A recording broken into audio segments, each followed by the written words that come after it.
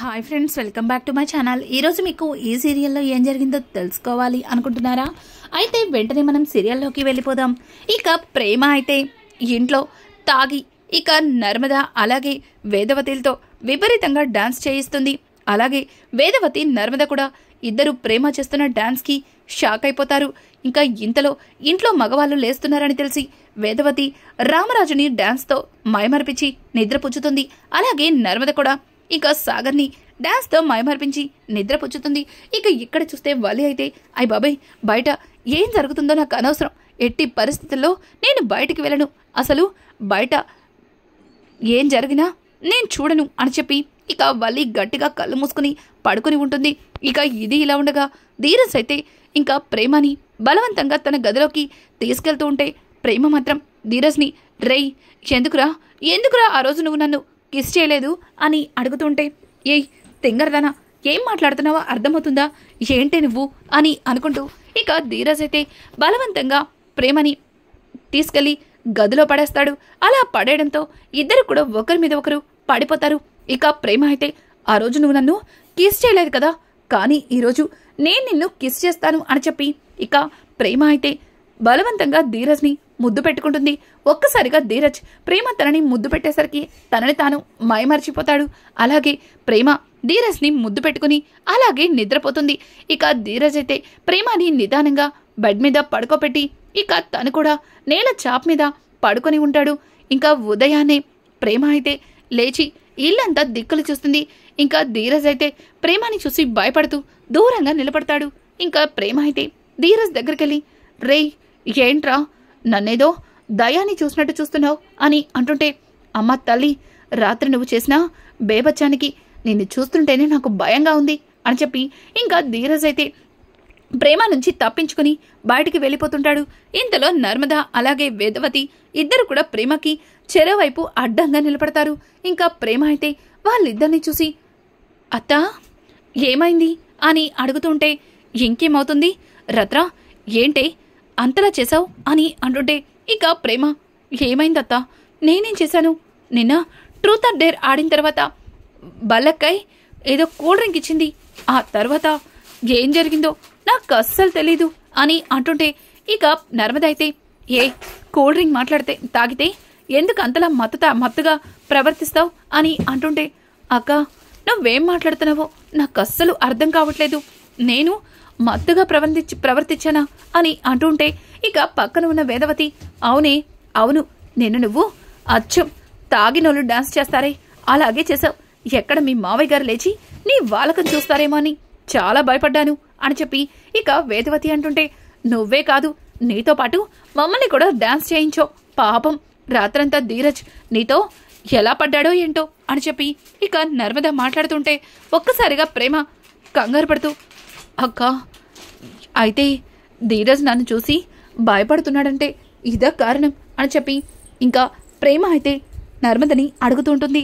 ఇక నర్మద, ఏంటి ధీరజ్ నిన్ను చూసి భయపడుతున్నాడా అని అంటూ ఉంటే పక్కన ఉన్న వేదవతి, అమ్మో మా చిన్నోడిని ఏం చేశావో అంతలా భయపడిపోతున్నాడు అని చెప్పి ఇక వేదవతి మాట్లాడుతూ ఉంటే ఇంతలో అక్కడికి తిరుపతి ప్రేమ దగ్గరకు వచ్చి, ఇదిగో ప్రేమ, నువ్వు నా కోసం తీసుకున్న డ్రింక్ మొత్తాన్ని కూడా తాగేశావు, అలా ఇలా తాగేశావు ప్రేమ అని చెప్పి ఇక తిరుపతి అంటుంటే, ఏంటి బాబాయ్ ఏం మాట్లాడుతున్నావు, నువ్వు తెచ్చుకున్న కూల్ డ్రింక్ని నేను తాగడం ఏంటి అని అంటుంటే, అవును అది కూల్ డ్రింక్ కాదు, కూల్ డ్రింక్లా ఉన్న మందు, ఆయన ఒక్క చుక్క కూడా మిగల్చకుండా అలా ఎలా తాగేశావమ్మాయి అని అడుగుతూ ఉంటే ఒక్కసారిగా ప్రేమ షాక్ అయిపోతుంది.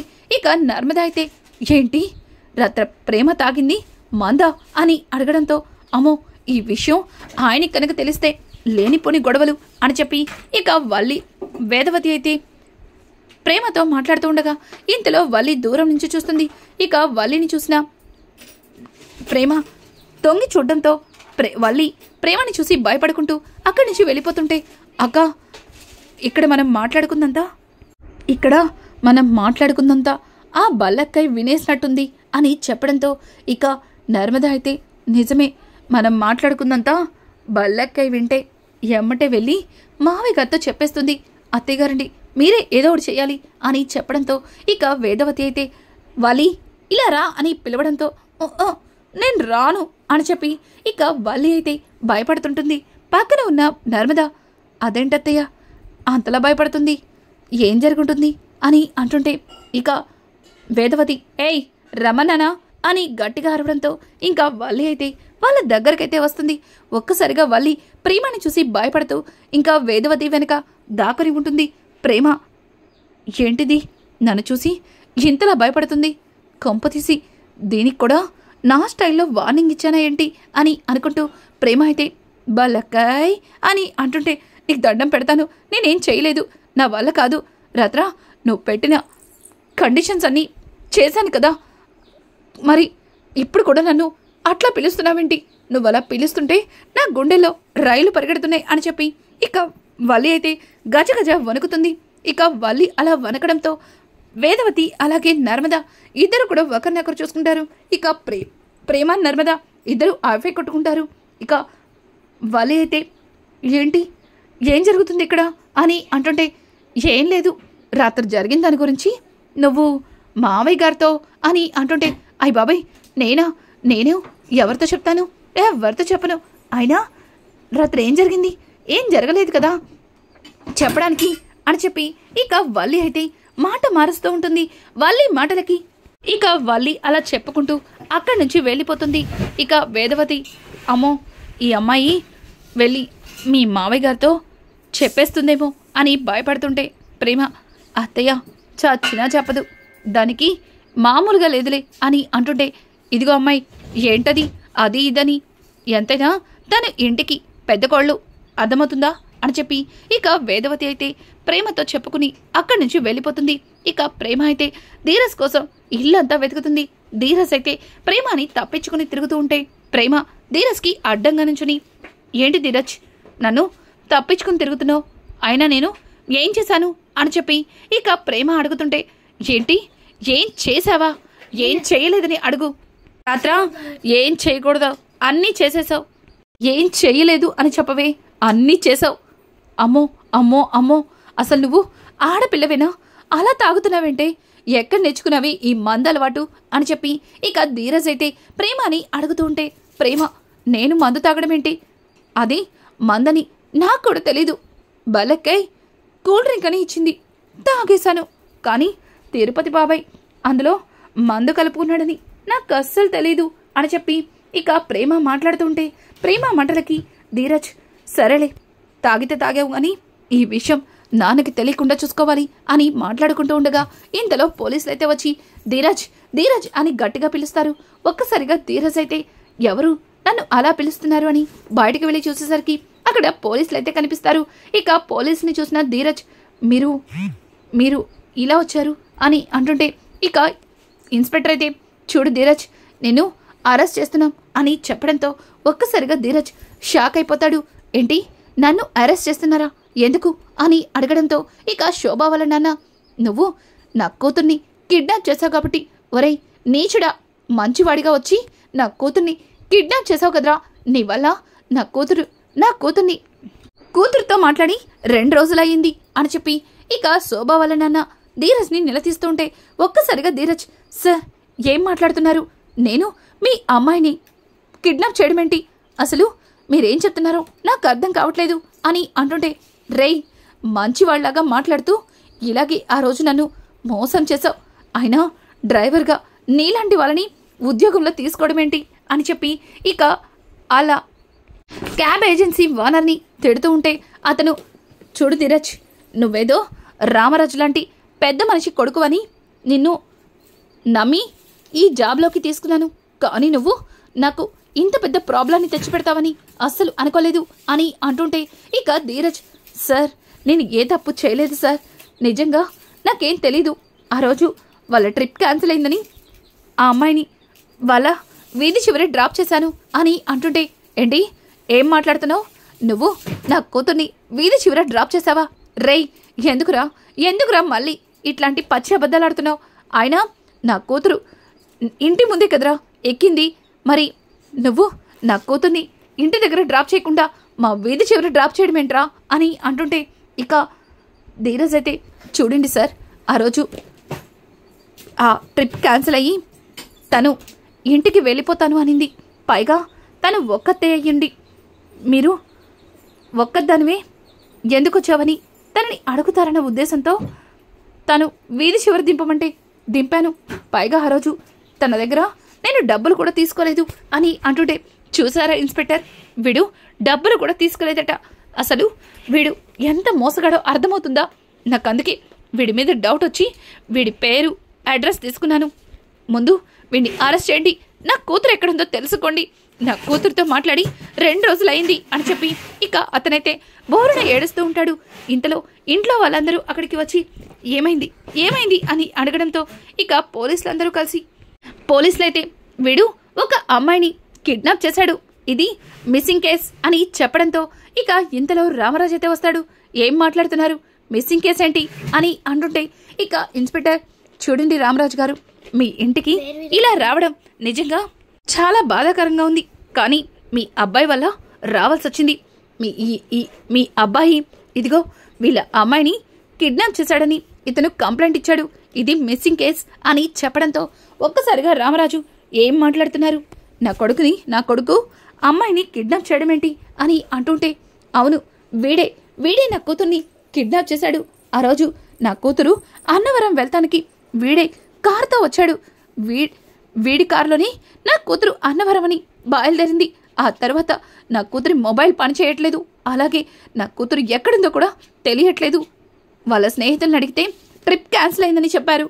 ఇదంతా వీడి వల్లే అని చెప్పి ఇక శోభ వాళ్ళ నాన్న బోరున ఏడుస్తూ ఉంటాడు. రామరాజైతే, చూడండి, ఎక్కడో ఏదో పొరపాటు జరిగింది. నిజానికి నా కొడుకు అట్లాంటి వాడు కాదు, నా కొడుకు ఏ తప్పు చేయడు, ఏం జరిగిందో నేను తెలుసుకుంటాను అని చెప్పి ఇక రామరాజైతే ధీరజ్ని, రే చిన్నోడా, ఏంటిదంతా, ఏమైంది అని అంటుంటే, అయ్యో నాన్న, నాకేం తెలియదు నాన్న, ఆ రోజు వాళ్ళ ట్రిప్ క్యాన్సిల్ అయింది. ఆ రోజు తనతో పాటు తన స్నేహితులు మరొక 2 వచ్చారు. వాళ్ళిద్దరూ తనతో తప్పుగా ప్రవర్తిస్తుంటే వాళ్ళ నుంచి తనని సేవ్ చేసి నేను వాళ్ళ వీధి చివరి తనని డ్రాప్ చేశాను. కానీ తను ఇంటికి వెళ్ళకపోవడం ఏంటో ఇప్పటికీ నాకు అర్థం కావట్లేదు అని అంటుంటే ఇక ఎవరైతే శోభని కిడ్నాప్ చేశారో వాళ్ళిద్దరూ అక్కడికి వచ్చి క్లాప్స్ కొడుతూ, రేయ్, నిన్ను నమ్మి శోభని వాళ్ళ ఇంటి దగ్గర డ్రాప్ చేయమని పంపిస్తే తనని ఏం చేసావురా, రేయ్ చెప్పు, ఆ రోజు గౌతమి కల్పన రాలేదని తనని ఇంటి దాకా మేం కూడా వచ్చి డ్రాప్ చేస్తామంటే నువ్వే కదా, పర్వాలేదు నేను మేడంని డ్రాప్ చేస్తాను, మీరు వెళ్ళండి అని చెప్పావు. రేయ్, నువ్వు బ్రో అని పిలిస్తే చాలా మంచాడువని అనుకున్నాం, కానీ శోభని కిడ్నాప్ చేసి ఏం చేసావురా, చెప్పరా అని చెప్పి వాళ్ళిద్దరూ కూడా ఇక ధీరజ్ని కొడుతూ ఉంటారు. ధీరజ్ అయితే, రేయ్, ఆ రోజు మీరు తనతో మిస్బిహేవ్ చేశారు, అందుకే మిమ్మల్ని వదిలిపెట్టి తనని తీసుకుని వాళ్ళ వీధి చివరి డ్రాప్ చేశాను, ఖచ్చితంగా మీరే ఏదో చేస్తుంటారు అని చెప్పి ఇక ధీరజ్ అయితే వాళ్ళిద్దరి మీద గట్టిగా అరుస్తుంటాడు. ఇక ఇన్స్పెక్టర్ అయితే, ఆపండి, ఏదైనా ఉంటే స్టేషన్కి వచ్చి చూసుకోండి. చూడండి రామరాజు గారు, దీనికి బెయిల్ ఇవ్వడం కూడా కుదరదు, ఇది మిస్సింగ్ కేస్, ఏదైనా ఉంటే కోర్టులో తేల్చుకోవాలి అని చెప్పి ఇక ఇన్స్పెక్టర్ అయితే ధీరజ్ని తీసుకుని అక్కడి నుంచి వెళ్ళబోతుంటే ఇక ప్రేమ అయితే, ఆగండి, మీరు పొరపాటు పడుతున్నారు, ధీరజ్ అలాంటి వాడు కాదు, రే ధీరజ్ చెప్పరా, నువ్వే తప్పు చేయలేదని చెప్పరా అని అంటుంటే ఇక ధీరజ్ అయితే, చూడు ప్రేమ, నేను ఏ తప్పు చేయలేదని నీకు తెలుసు కదా, కానీ వీళ్ళని ఎట్లా నమ్మించాలో నాకు అర్థం కావట్లేదు అని అనుకుంటూ ఇక ధీరజ్ అయితే ఇన్స్పెక్టర్తో కలిసి స్టేషన్కి అయితే వెళ్తాడు. ఇది ఇలా ఉండగా ప్రేమ ఆ వ్యాన్ చుట్టూ పరుగులు తీస్తుంది. కానీ వ్యాన్ వెళ్ళిపోవడంతో ప్రేమ అక్కడికక్కడే కుప్పకూలిపోతుంది. ఇదంతా చూసిన కుటుంబ సభ్యులు చాలా బాధపడుతుంటే ఇక వల్లి అయితే, అమ్మో, ఇన్ని రోజులు ధీరజ్ చాలా మంచోడు అనుకున్నాను, కానీ ధీరజ్ ఇట్లాంటి పనులు చేస్తాడని అస్సలు అనుకోలేదు. అయినా అదేం మాయరోగం, ఇంట్లో బంగారం లాంటి భార్య ఉంటే బయట ఆడపిల్లల్ని కిడ్నాపింగ్ చేయడం ఏంటి అని అంటుంటే ఇక రామరాజు కోపాన్ని కంట్రోల్ చేసుకోలేక వలి అని గట్టిగా అరుస్తూ తన మీద చెయ్యి అయితే ఎత్తుతాడు. ఒక్కసారిగా వలి రామరాజు కోపాన్ని చూసి భయంతో గజగజ వణికిపోతుంది. ఇక చందు అయితే, నాన్న, దీన్ని అలా కాదు, ఇలా కొట్టాలి అని చెప్పి చందు ఇక వలి చెంప పక్కల కొట్టి, చూడు, నా తమ్ముడు ఎట్లాంటి వాడో నాకు తెలుసు, నా తమ్ముడు గురించి తప్పుడు కూతులు కూసావంటే చంపేస్తాను, అర్థమవుతుందా? చూడు, నా తమ్ముడు ఆడవాళ్ళ పట్ల చాలా గౌరవంగా ఉంటాడు అని చెప్పి ఇక చందు మాట్లాడుతూ ఉంటే వల్లి, బా నేనేమీ ధీరజ్ని కావాలని తప్పు పట్టట్లేదు. ఇందాక పోలీసులు అట్టాగే కిడ్నాపింగ్ అయిన అమ్మాయి వాళ్ళ నాన్నారు వచ్చారు కదా, వాళ్ళందరూ ధీరజ్ని ఎట్టా మాట్లాడారో చూసావుగా అని అంటుంటే ఇక ప్రేమ, వాళ్ళందరూ వాళ్ళ బాధల్ని పట్టించి మాట్లాడారు, కానీ అంతా తెలిసి నువ్వు కూడా ధీరజ్ గురించి తప్పుగా మాట్లాడుతుంటే నాకు నీ మీద ఒళ్ళు మండిపోతుంది. ఇంకొక్కసారి నువ్వు ధీరజ్ గురించి ఇట్లాంటి కారు కొత్తలకొస్తే నాలుగు తెగ్గొస్తా అని చెప్పి ఇక ప్రేమ అయితే వల్లి మీద కోపంతో రగిలిపోతుంది. ఇక నర్మద అయితే ప్రేమని ఆపి, చూడు బలక్కయ్, నువ్వు ఈ ఇంటి కోడలివి అంటే ఈ ఇంట్లో అత్తయ్య గారి తర్వాత అన్ని విధాలుగా నువ్వే అందరి బాధ్యతల్ని, అందరి బాధల్ని, దుఃఖాన్ని, సంతోషాల్ని పంచుకోవాలి, కానీ నువ్వే నీ మాటలతో అందరినీ బాధ పెట్టకూడదు అని చెప్పి ఇక నర్మద మాట్లాడుతుంటే ఒక్కసారిగా వల్లి, అయ్య బాబాయ్ మాయగారండి, ఏదో తెలుసో తెలియకో చెప్పే మాటలు సరిగా చెప్పలేక మీ మనసుని నొప్పించేలా మాట్లాడుండొచ్చు, కానీ ప్రేమ అలాగే నర్మద చూసారా ఎట్టా మాట్లాడుతున్నారో. ఈరోజు ధీరజ్ వల్ల పోలీసులు మన ఇంటి గుమ్మం ఎక్కారు, పైగా ఇంటి ముందు ఒక ఆడపిల్లని కిడ్నాప్ చేశారని రకరకాలుగా మాట్లాడారు. ఈ విషయం ఊర్లో జనాలందరికీ తెలిస్తే ఊర్లో అందరూ కూడా రామరాజు చిన్న కొడుకు ఆడపిల్లల జీవితాలతో ఆడుకుంటున్నాడని, ఆడపిల్లల జీవితాలు నాశనం చేస్తున్నాడని ఇలా రకరకాలుగా చెప్పుకుంటారు. దానివల్ల మీ పరువు మర్యాద అంతా పోతుంది. ఆ తర్వాత ఆ ఎదురింటోళ్ళు మళ్ళీ వచ్చి మీ సొక్క సింపేస్తారు అని చెప్పి ఇంకా వల్లి మాట్లాడుతూ ఉంటే రామరాజు, వల్లి ఒక్కసారి చెప్తే నీకు అర్థం కాదా? ఏం మాట్లాడుతున్నావు? చూడు, నా కొడుకు ఎలాంటివాడో నాకు బాగా తెలుసు. ఒక్కసారి చెప్తే నీకు అర్థం కాదా? నా కొడుకు ఎట్లాంటివాడో నాకు బాగా తెలుసు. నా కొడుకు ఏ తప్పు చేయలేదని నేను నమ్ముతున్నాను అని అంటుంటే ఇక ఆ మాటలకి ప్రేమ అయితే, మావి గారండి, ఎక్కడ మీరు ధీరజ్ని అనుమానిస్తారేమో అని చాలా అంటే చాలా భయపడ్డాను, కానీ ధీరజ్ ఏ తప్పు చేయలేదని మీరు నమ్మారు, అదే చాలు. ధీరజ్ ఏ తప్పు చేయలేదని నేను ప్రూవ్ చేస్తాను, ధీరజ్ని నేను బయటకు తీసుకొస్తాను అని చెప్పి ఇక ప్రేమ అయితే రామరాజుతో చెప్పడంతో రామరాజు ప్రేమ మాటలకి ఇంట్లో అందరూ కూడా, చూడు ప్రేమ, ధీరజ్ ఏ తప్పు చేయలేదని మేం కూడా నమ్ముతున్నాం, నీకు ఎట్లాంటి సహాయం కావాలన్నా మేం చేస్తాం అని చెప్పి ఇక నర్మద అలాగే చందు సాగర్ అందరూ కూడా ప్రేమకి సపోర్ట్గా నిలబడతా అంటారు. ఇదంతా ఇలా ఉండగా భద్రావతి కుటుంబం వచ్చి ఇక రామరాజుతో గొడవ పడుతూ రామరాజునైతే ఇష్టం వచ్చినట్టు అవమానిస్తారు. ఇక ప్రేమ అయితే, అత్త ఇంకొకసారి మీరు ధీరజ్ విషయంలో మావి గారిని ఏమన్నా కూడా ఊరుకునేది లేదు. అయినా మావి గారు ఏ తప్పు చేయలేదు, ధీరజ్ ఏ తప్పు చేయలేదు. మీరు అన్యాయంగా మావయ్యని నిలదీసి ఇలా అందరి ముందు పరువు తీయాలని చూడొద్దు. ఇంకొకసారి నా అత్తవారింటి మీదకి ఈ రకంగా వస్తే మీ అందరి మీద నేను కంప్లైంట్ ఇవ్వాల్సి వస్తుంది అని చెప్పి ఇక ప్రేమ అయితే భద్రావతిని నోరు మోయించి అక్కడి నుంచి పంపిస్తుంది. ఇక భద్రావతి, రే సేనా, చూసావుగా నీ కూతురు ఎంత పెద్దదైపోయిందో, ఒక నీచుణ్ణి ప్రేమించి పెళ్లి చేసుకుంది, వాడి గురించి మాట్లాడితే నా మీద కేసు పెడుతుందంట. కేసు ఇప్పటికే దాని భర్త పోలీస్ స్టేషన్లో ఒక అమ్మాయి విషయంలో అడ్డంగా ఇరుక్కున్నాడు, మళ్ళీ ఇది నా మీద కేసు పెడుతుందంట అని చెప్పి ఇక అని భద్రావతి అయితే మాట్లాడుతుంది. ఇక రానున్న ఎపిసోడ్స్ లో ప్రేమ శోభాని ఎలా కనిపెట్టబోతుంది, అలాగే శోభ వచ్చి కోర్టులో సాక్ష్యం చెప్పుతుందా లేదా, ఇట్లాంటి లేటెస్ట్ ఎపిసోడ్స్ మీకు మరిన్ని కావాలి అనుకుంటే మా ఛానల్ని సబ్స్క్రైబ్ చేసుకోవడం మాత్రం మర్చిపోకండి. Thanks for watching. Hi friends, welcome back to my channel. ఈరోజు మీకు ఈ సీరియల్లో ఏం జరిగిందో తెలుసుకోవాలి అనుకుంటున్నారా? అయితే వెంటనే మనం సీరియల్లోకి వెళ్ళి